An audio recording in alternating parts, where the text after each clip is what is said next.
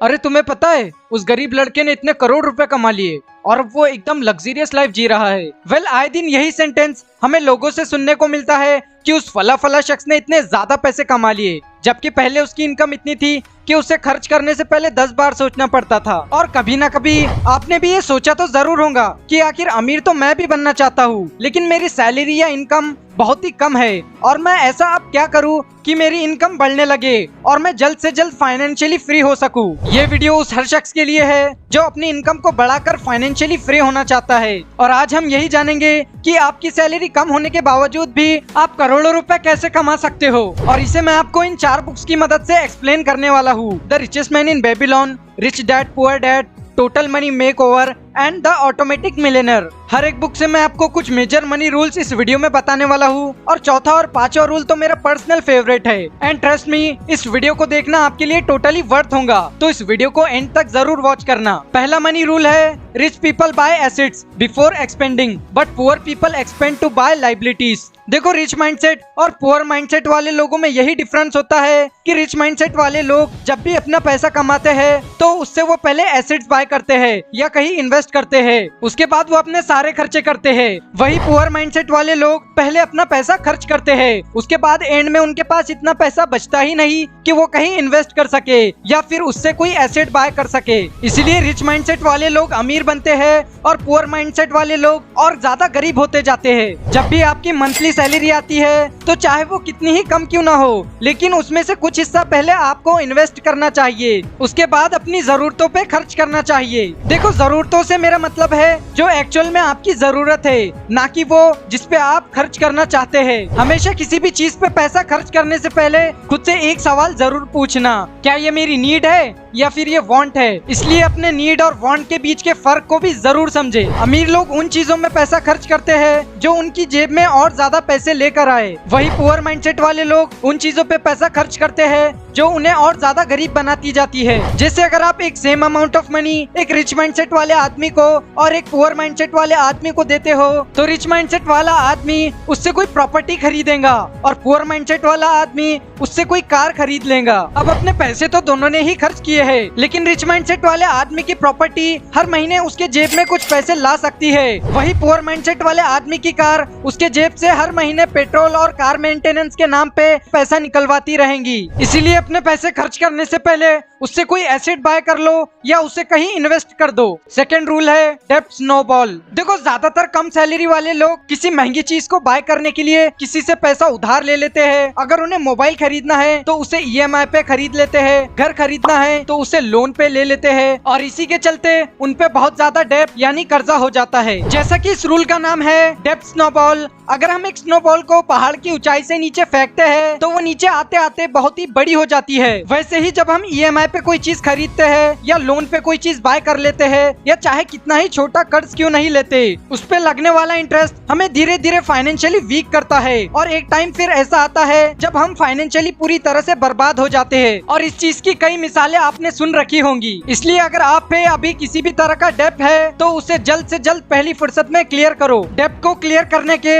मैं आपको 2 सबसे बेस्ट तरीके बताता हूँ। पहला तो ये कि पहले आप उन डेब्ट्स को क्लियर करो जिनका इंटरेस्ट रेट सबसे हाई है और धीरे धीरे आप हाई इंटरेस्ट रेट के अकॉर्डिंग अपने सारे डेब्ट को क्लियर कर लो। दूसरा तरीका ये है कि जिसमें आपको सबसे कम अमाउंट पे करना है सबसे पहले उसे क्लियर करो और ऐसे ही फिर असेंडिंग ऑर्डर में अपने सारे डेब्ट को क्लियर कर लो। दोनों ही तरीकों में जो तरीका आपको सबसे बेस्ट लगे आप उसके अकॉर्डिंग अपने डेब्ट को क्लियर कर सकते हो। देखो, डेब्ट को क्लियर करने के बाद आप फिर से इस डेब्ट के दलदल में ना फंसो, इसलिए मैं आपको वीडियो के एंड में अपने पैसे मैनेज करने के लिए एक गोल्डन रूल भी बताने वाला हूँ, तो वीडियो में एंड तक बने रहो। Rule number 3, invest at least 5 to 10% of your monthly income. मतलब जब भी आपकी मंथली सैलरी आती है उसमें से आप कम से कम 5 से 10% हर महीने इन्वेस्ट करो। हालांकि ये देखने में तो एक बहुत ही छोटा अमाउंट लगता है, लेकिन यही छोटा अमाउंट अगर आप हर महीने कंसिस्टेंटली इन्वेस्ट करते हो तो फ्यूचर में ये आपको कंपाउंड होकर करोड़ों कमा के दे सकता है। अपने पैसे किस तरह से इन्वेस्ट करें कि हमें एक बहुत ही बढ़िया रिटर्न मिले, इसके ऊपर मैंने ऑलरेडी एक डिटेल वीडियो बना रखी है। उसका लिंक मैं आपको आई बटन और डिस्क्रिप्शन में दे दूंगा। इस वीडियो के बाद उसे भी जरूर देखना। एनीवेज, इन्वेस्ट करने का सबसे बढ़िया फायदा ये होता है कि आपका पैसा आपके लिए काम करता है, ना कि आप पैसे के लिए काम करते हो। और आपका इन्वेस्ट किया हुआ पैसा आपके लिए फिर और पैसा कमाता है। और ऐसे ही धीरे धीरे एक छोटा अमाउंट इन्वेस्ट करके भी आप एक बड़ा रिटर्न जनरेट कर सकते हो। Rule number 4, don't go for high profit and high risk. देखो, वॉरेन बफेट के 2 सबसे फेमस रूल है। पहला, नेवर लूज मनी। दूसरा, नेवर फॉरगेट रूल नंबर 1, मतलब अपने पैसे को कभी मत गवाओ। और रूल नंबर 2 का मतलब है कि रूल नंबर 1 को कभी मत भूलो। और ये दोनों रूल हमें अपने पैसों की इम्पोर्टेंस बताते हैं कि हमें अपने पैसों के साथ ज्यादा खिलाड़ियों वाले खेल नहीं खेलने चाहिए। और जब हम कम सैलरी होते हुए हाई प्रॉफिट और हाई रिस्क वाली चीजों में अपना पैसा लगाते हैं तो वहाँ ज्यादा चांसेस होते हैं कि हम अपना पैसा लूज कर देंगे, क्योंकि ऐसी चीजों में सिर्फ 10% लोग ही पैसा कमाते हैं और बाकी 90% लोग अपना पैसा गवाते हैं। देखो, रिस्क लो, रिस्क लेना कोई बुरी बात नहीं है, लेकिन पैसों के मामले में जब तक आप इतने कैपेबल नहीं हो जाते कि आपने थोड़ा पैसा लूज भी कर दिया तो आपको कोई फर्क नहीं पड़ने वाला, तब तक 21 दिन में पैसा डबल करने वाली स्कीम से दूर रहना ही बेहतर है, क्योंकि ऐसी चीजें कम सैलरी वालों को ज्यादा अट्रैक्ट करती है। आपने देखा होगा कि कई लोग अपनी पूरी जिंदगी भर की सेविंग्स ऐसी चीजों में लगा देते हैं और फिर जब उनका पैसा डूब जाता है तब उनको इस चीज का जिंदगी भर पछतावा होता है और इस चीज की वजह से कई लोगों की तो डेथ तक हो जाती है। इसलिए जब तक आप लाइफ में थोड़ा ग्रो नहीं कर जाते तब तक हाई रिस्क और हाई प्रॉफिट वाली चीजों से दूर रहो। Rule number 5, make everything automatic. देखो, जिन कामों में हमें अच्छा रिजल्ट चाहिए उन कामों में हमें कंसिस्टेंट रहना पड़ता है और कंसिस्टेंसी के लिए हमें खुद में एक डिसिप्लिन मेंटेन करना पड़ता है और डिसिप्लिन को मेंटेन करना इतना आसान नहीं होता। इसलिए हमें इस रूल में बताया गया है कि हमें अपने मैक्सिमम कामों को, स्पेशली फाइनेंस को ऑटोमेट करना चाहिए। जैसे अगर आप हर महीने इन्वेस्ट करना चाहते हो तो बजाय इसके कि हर महीने आप खुद इन्वेस्ट करो, आपको SIP करनी चाहिए, क्योंकि ऑटो डेबिट के जरिए आपको पता भी नहीं चलेगा कि कब आपके पैसे इन्वेस्ट हो गए। और ऐसे ही आप कई अदर कामों में ऑटो पे का ऑप्शन सेलेक्ट कर सकते हो, जिसका फायदा ये होगा